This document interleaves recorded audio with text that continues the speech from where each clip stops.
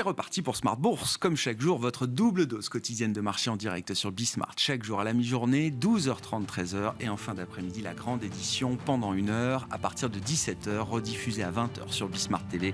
Émission que vous retrouvez chaque jour en replay sur bismart.fr et en podcast sur l'ensemble de vos plateformes. Au sommaire de cette édition de la mi-journée, les taux qui sont remis sous tension sur les marchés obligataires, notamment la partie courte, les taux à 2 ans aux États-Unis, en Europe, au Royaume-Uni, se tendent à nouveau sur la séance du jour dans le sillage des minutes de la Fed, le compte-rendu de la dernière réunion de politique monétaire de la Fed qui a été publié hier soir et qui confirme l'idée qu'après un statu quo au mois de juin, la Fed semble prête à poursuivre ses ajustements à la hausse pour ses taux directeurs, quoiqu'à un rythme moins soutenu évidemment que ce qu'on a pu observer depuis un peu plus d'1 an. Ainsi, le marché a sans doute la confirmation que la prochaine réunion de la Fed, fin juillet, verra une nouvelle hausse de taux de 25 points de base délivrée par les banquiers centraux américains. C'est en tout cas l'hypothèse centrale des marchés aujourd'hui. On voit que ces tensions sur les marchés obligataires accélèrent les prises de profit sur les marchés actions avec un repricing effectivement qui se joue depuis quelques séances maintenant. Le mois de juillet pour l'instant affiche un carton plein dans le rouge, j'allais dire, sur les premières séances de ce nouveau mois et de ce nouveau semestre, avec une baisse un peu plus appuyée d'ailleurs aujourd'hui pour les indices européens, avec un Eurostock 50 qui recule d'1,5% à mi-séance. Et puis sur le front statistique, la journée sera chargée avec beaucoup d'enquêtes emploi aux États-Unis à suivre au cours de cet après-midi. Nous aurons l'enquête ADP pour les créations d'emplois dans le secteur privé, l'enquête JOLTS sur les ouvertures de postes, les postes vacants aux États-Unis, et puis l'enquête d'activité également dans le secteur des services, l'ISM Service pour le mois de juin qui sera publié également cet après-midi aux États-Unis.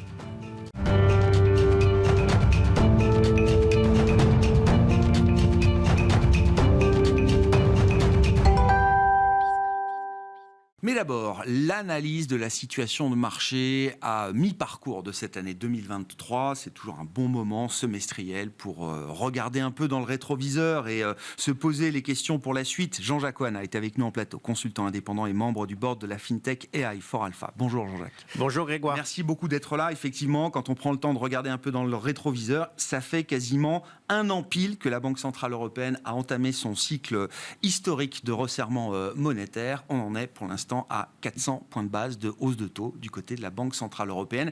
Et j'ai envie de dire, c'est rien en cours. Absolument. Quand on regarde finalement l'événement le plus important, hormis finalement les méandres de l'actualité financière et puis la hausse des bourses et en particulier le rebond des valeurs technologiques et des valeurs de croissance cette année, finalement c'est les taux d'intérêt. Donc ce qui s'est passé est édifiant, puisque finalement quand on regarde les banques centrales des pays développés, à l'exception de la Banque du Japon, c'est une exception notable, on a des hausses extrêmement rapides et brutales et inédites dans l'histoire financière depuis les années 80. Il faut remonter aux années 80 pour voir des hausses de taux aussi rapides.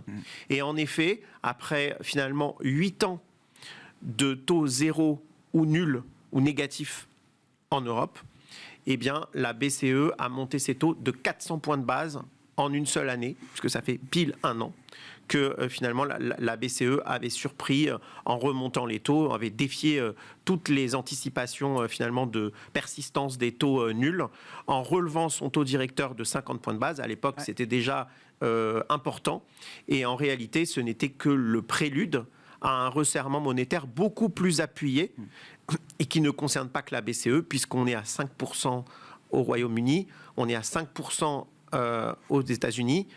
Et ce qu'il faut noter, c'est que finalement, depuis ce resserrement monétaire, le marché est constamment surpris, non seulement par l'amplitude des hausses, ça c'était au départ, maintenant, deuxièmement, par la durée de ce resserrement monétaire, c'est-à-dire qu'au début de l'année, je rappelle qu'on était plutôt sur un plateau, et puis même des baisses de taux de la Fed en début d'année, enfin, qui devaient être délivrées surtout après. L'été, oui, à partir au moment où on se parle. Voilà, en fait. Voilà, au moment. La réunion de juillet aurait pu être une réunion peut-être de baisse de taux. C'est ce qu'anticipaient les marchés, et surtout au moment où SVB, je rappelle, et où il y a eu plusieurs banques américaines des petites banques américaines et Crédit Suisse ont fait défaut et ont été sauvées.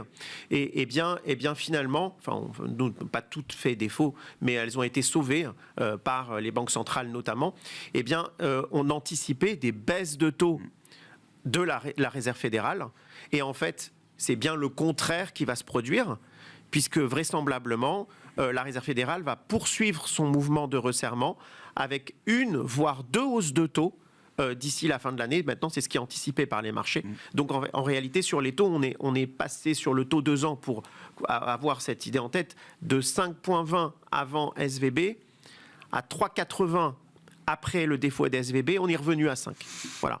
On est revenu à 5. Donc, finalement, on voit qu'il y a l'ancrage. Il est à la hausse des taux. Et puis, ce n'est pas seulement la hausse des taux, puisque il faut remettre ça dans une perspective plus large de resserrement.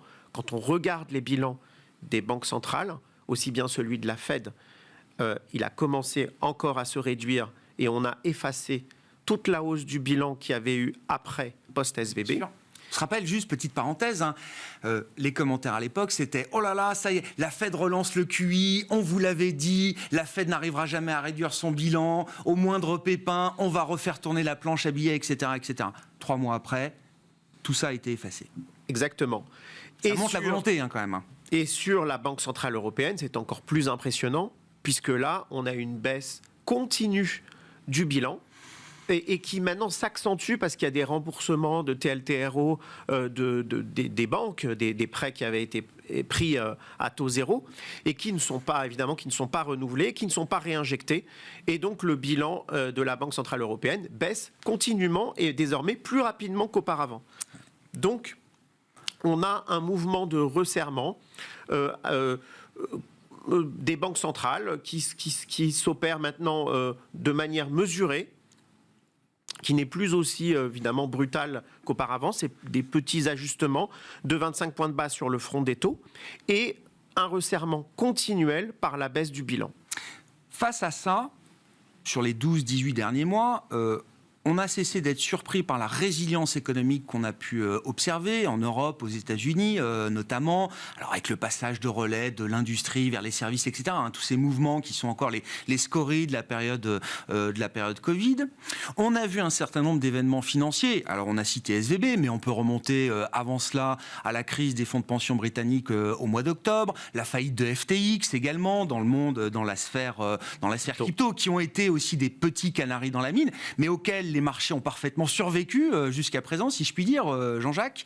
Pour autant, vous dites, on ne peut pas évacuer quand même l'idée que ce choc monétaire historique va continuer d'avoir des effets, et peut-être même que le plein effet de ce choc monétaire est encore à venir, 12-18 mois après le début de ces cycles de hausse de taux. Clairement, oui. Parce que en fait, le resserrement est dans sa rapidité et sans précédent au cours des 20-30 dernières années. Et donc, il va falloir regarder de près les conséquences de ce resserrement. On peut d'ores et déjà esquisser quelques conséquences, à la fois sur le front économique, sur le front financier. D'abord, sur le front économique, il y a clairement un secteur qui en subit les conséquences dès aujourd'hui, c'est l'immobilier. Alors l'immobilier, pas tant dans la chute des prix, qui pour l'instant est assez résilient, mais surtout dans la chute des transactions. Bien sûr.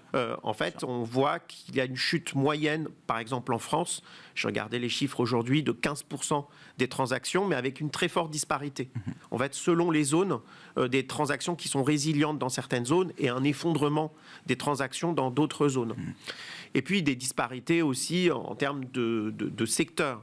C'est pas la même chose dans l'immobilier de bureau, dans l'immobilier commercial et dans l'immobilier résidentiel. Donc, il va falloir suivre de très près ce secteur. Parce que aussi, on sait très bien que l'immobilier, la construction neuve est sous pression des nouvelles normes, des normes RSE notamment, que les coûts augmentent, les coûts augmentant. Les programmes ne trouvent plus d'acheteurs. Exactement. Oui. Exactement. Et cela peut arrêter les flux d'investissement dans ce secteur. Donc, première conséquence.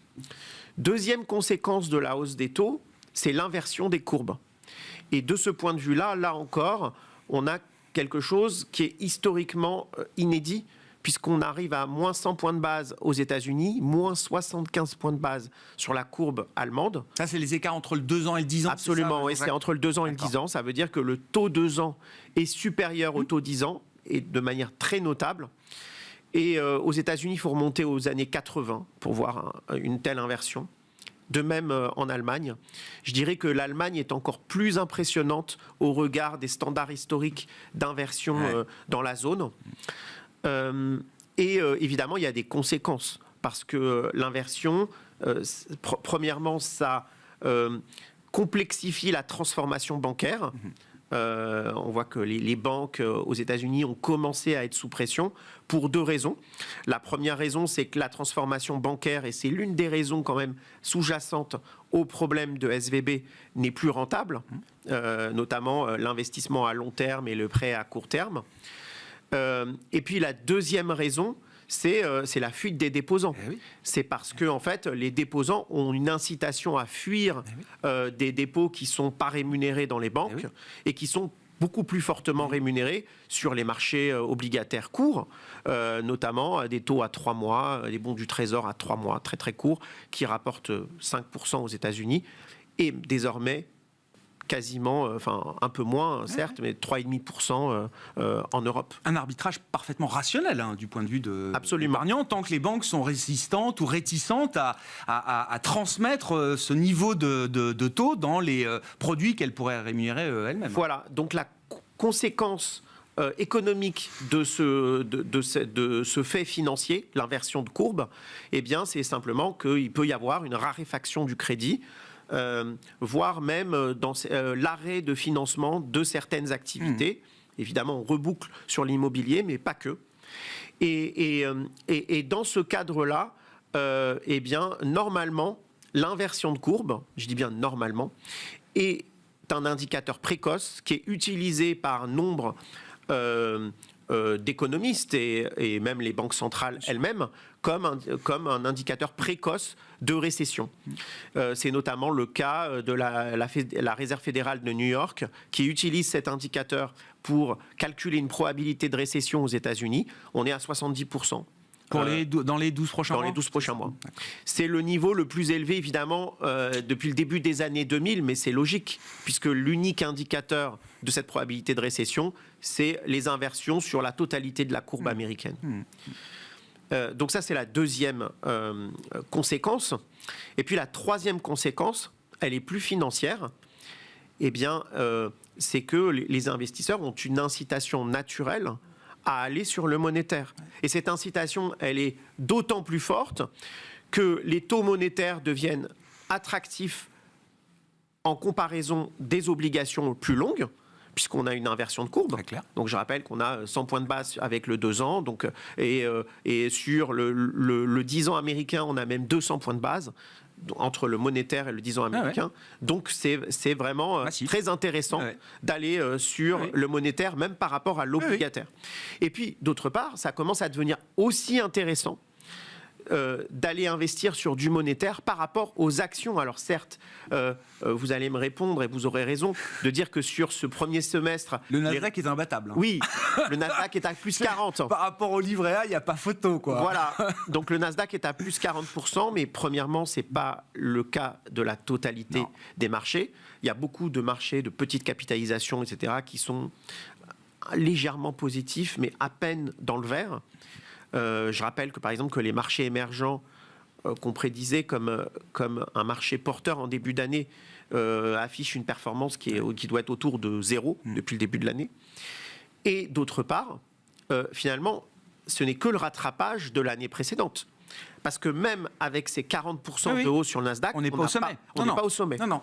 Donc ça, il faut bien le noter. Donc en fait, quand même. Et ça milite pour la poursuite en termes de flux d'arbitrage vers le monétaire. Parce que les flux ont déjà été massifs quand même sur le monétaire. Alors, Jean-Jacques. Ils ont été massifs, mais avec des taux qui étaient plus bas. Puisque finalement, quand on arrête les compteurs, moi j'ai les chiffres récents d'avril, vous voyez, on était à 600 milliards d'afflux sur les fonds monétaires, et c'était 58 fois plus que l'année dernière. Mais depuis, les taux ont encore augmenté, et peut-être encore vont-ils augmenter ? Et donc, on peut présager que à chaque correction des marchés d'actions, à chaque inquiétude, les flux sur le monétaire seront de plus en plus importants, surtout si cette classe, et surtout pour les acteurs qui effectuent une gestion prudente et qui sont perçus comme finalement des coffres forts, j'allais dire. Des coffres forts, tout simplement parce que, et d'ailleurs, peut-être que c'est le nouvel or, parce que finalement, il n'y a peut-être plus besoin aujourd'hui d'aller chercher des actifs alternatifs qui sont volatiles, celui-ci fournissant une performance de 5% annualisée, et en plus, probablement durable. C'est-à-dire qu'on a probablement un horizon de temps de 1 an où on est à peu près tranquille sur le fait que ces taux vont soit rester stables, peut-être, voire même augmenter. Le monétaire qui devient ou redevient une véritable classe d'actifs, qui fait partie effectivement des classes d'actifs qu'il faut considérer quand on bâtit une allocation ou une stratégie d'investissement aujourd'hui. Merci beaucoup Jean-Jacques. Merci pour votre éclairage sur la situation à mi-parcours de cette année 2023. Jean-Jacques Oana qui est avec nous en plateau, consultant indépendant et membre du board de la FinTech AI for Alpha.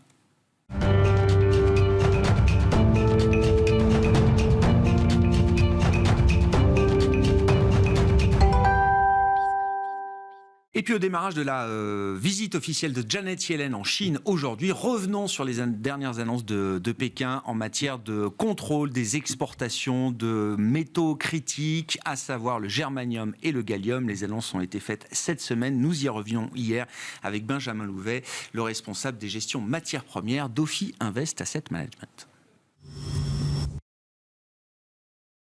Le gallium et le germanium sont deux métaux qui font partie de ce qu'on appelle les terres rares. C'est un groupe de 17 métaux qui sont disponibles en toute petite quantité, mais qui ont des propriétés physiques très spécifiques, qu'on utilise notamment dans les super-aimants pour compacter la taille des moteurs. Par exemple, il y en a dans les moteurs de vos rétroviseurs, des terres rares. Et le gallium et le germanium ont des propriétés spécifiques qui font que le gallium, on l'utilise beaucoup dans le photovoltaïque, dans les LED, dans des applications comme ça. Le germanium est utilisé pour d'autres applications des technologies bas carbone. Donc pas mal d'applications, surtout aujourd'hui dans ces technologies bas carbone, ce qui pourrait contrarier quelque part notre développement et notre transition. Et c'est bien là-dessus que joue la Chine. En fait, l'enjeu pour elle financier est assez faible parce que ils sont ultra dominants sur ce marché, puisqu'il y a encore quelques mois, la Chine produisait et raffinait à peu près 90% des terres rares. Aujourd'hui, on a déjà bien baissé, on est plutôt plus qu'à 70% parce que les pays autres ont découvert cette dépendance. Guillaume Pitron en parlait dans son livre La guerre des métaux rares il y a quelques années. Les Américains se sont rendus compte que les super-aimants qu'ils utilisaient dans les chasseurs, leurs avions de chasse, étaient faits en Chine. C'est ce qu'on m'a expliqué. Là, il y a plein d'applications militaires de défense qui sont issues, générées, qui ont besoin de ces métaux. On a besoin aussi du germanium, par exemple, dans la fibre optique ou dans les systèmes infrarouges. Donc pour les systèmes d'armement, c'est important. Et quand l'armée américaine s'est posé la question de démonter ces aimants pour voir s'il y avait des mécanismes d'espionnage dedans et les remplacer par d'autres super-aimants pas faits en Chine. Quand ils ont vu le coup, ils ont dit non, mais la prochaine génération, on prendra des super-aimants faits chez nous, mais on ne va pas démonter cela. Et depuis, d'ailleurs, les États-Unis ont rouvert une mine de terres rares à Mountain Pass. Ils sont en train de la rouvrir. Et c'est tellement stratégique, Grégoire, que le Pentagone est impliqué dans le projet.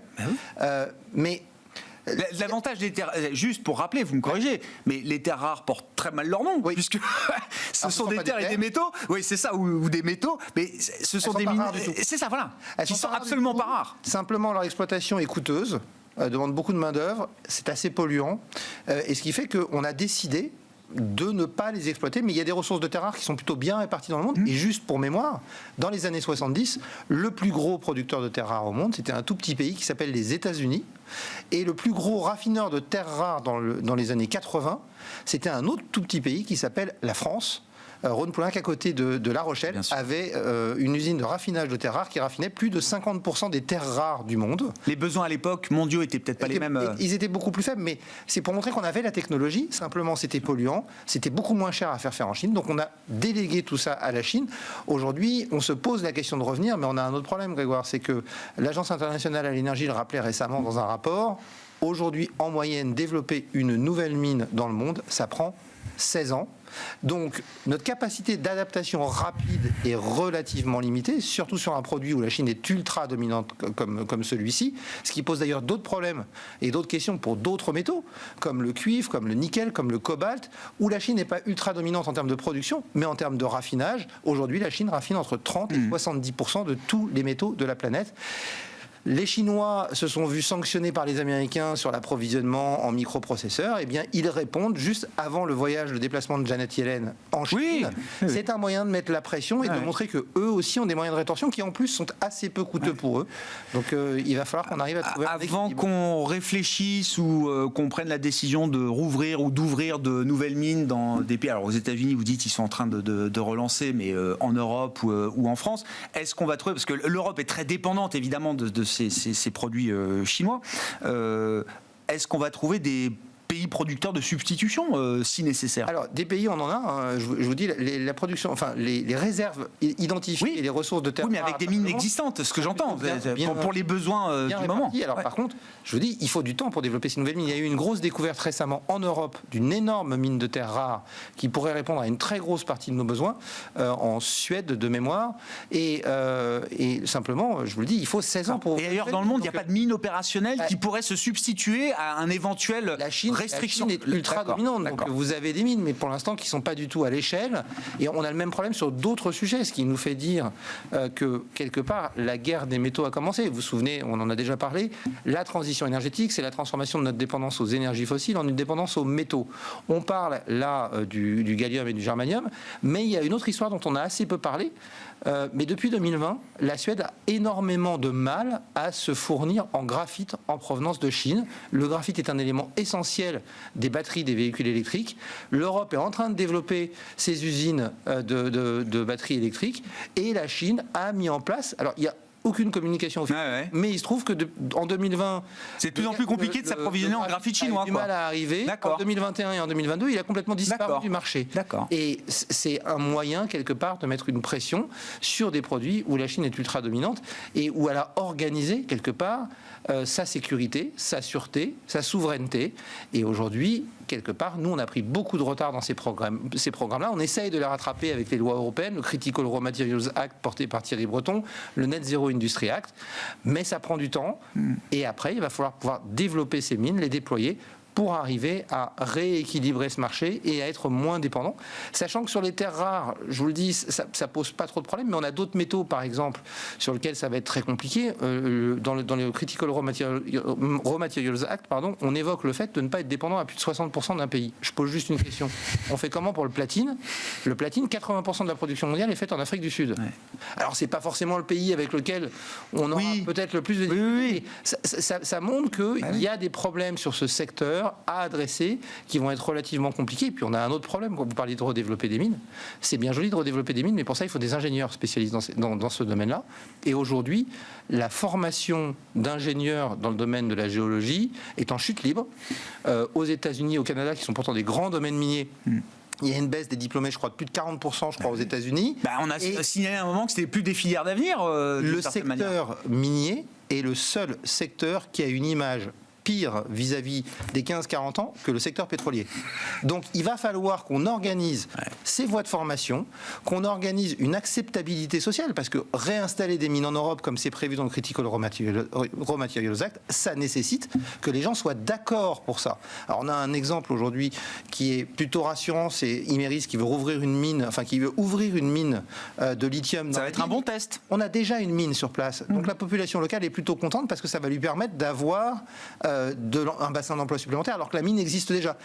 À d'autres endroits, c'est pas aussi facile. Au Portugal, en Serbie, on a essayé d'ouvrir des mines de lithium. C'est très compliqué.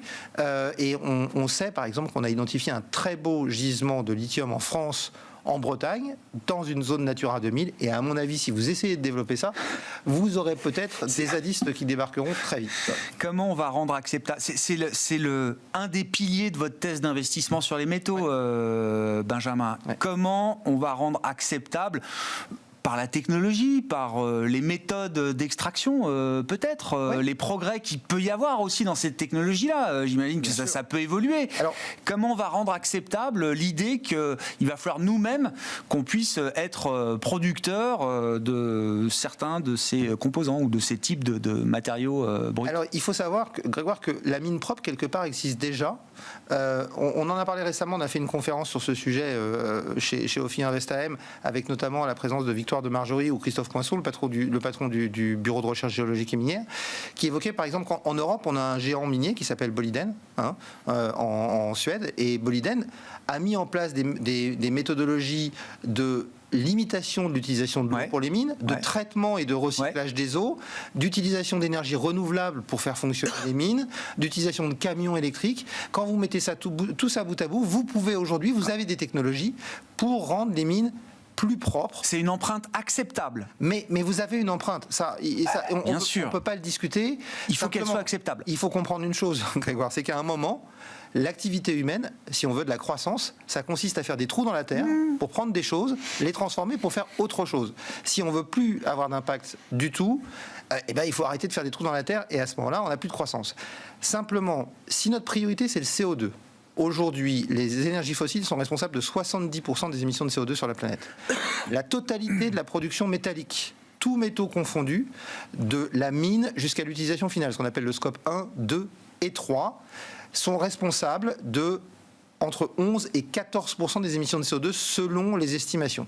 Si notre priorité c'est le CO2, il n'y a pas photo. Les énergies renouvelables utilisent certes beaucoup de métaux, mais l'impact en termes de CO2 sera beaucoup moins important que l'impact qu'on aura sur l'utilisation d'énergie fossile, sachant que dans ces 14%, il y a 70% qui viennent de l'acier, qu'on est en train d'essayer de décarboner avec de l'électricité et de l'hydrogène, et 22% qui viennent de l'aluminium, où on essaye aussi de décarboner. Si vous enlevez tout ça, tous les autres métaux ensemble sont responsables de 1 à 4% des émissions de CO2 de la planète. Donc c'est un gain. Ça, on peut faire un monde sans carbone. Je pense que le choix est très vite fait et simplement, il va falloir mettre en place tout ce qu'il faut pour pouvoir mettre ces mines. Donc la Chine nous aide à accélérer la transition. Bien sûr, mais de même que si la guerre en Ukraine a eu un seul aspect positif, au-delà du drame humain que ça représente, c'est que ça nous a fait prendre conscience de notre dépendance aux énergies fossiles et de la nécessité d'accélérer sur la transition énergétique, parce que maintenant, on est très en retard. Un mot là-dessus, Grégoire, on dit tout le temps que la Chine ne joue pas le jeu. La Chine a 5 ans d'avance sur son plan de développement sur le solaire depuis le début. Ça fait partie des secteurs et des industries qui sont les plus soutenus et subventionnés en Chine. Plus de 100% de hausse de l'installation de panneaux solaires en Chine par rapport à l'année dernière. C'est un secteur qui explose et vraiment la Chine est en train de se transformer. Alors à court terme, ils ont besoin encore de centrales à charbon. Ils vont en construire 106 cette année. Mais sur le long terme, ils sont en train de mettre tout en place pour largement tenir leur objectif qui est non pas 2050, ils ont dit on sera pas prêt, mais 2060. Donc il y a des bonnes nouvelles quand même sur le plan du climat, aussi en provenance de Chine. Benjamin Louvet qui était avec nous hier dans Smart Bourse, l'invité du quart d'heure thématique, le responsable des gestions matières premières d'Ophi Invest Asset Management. Voilà pour cette édition de Smart Bourse à la mi-journée. On se retrouve à 17h en direct sur Bismart.